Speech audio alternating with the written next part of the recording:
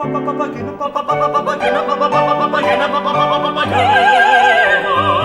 allà vaig aprendre que tot depèn de mi i que tots tenim un petit príncep a dins. Només cal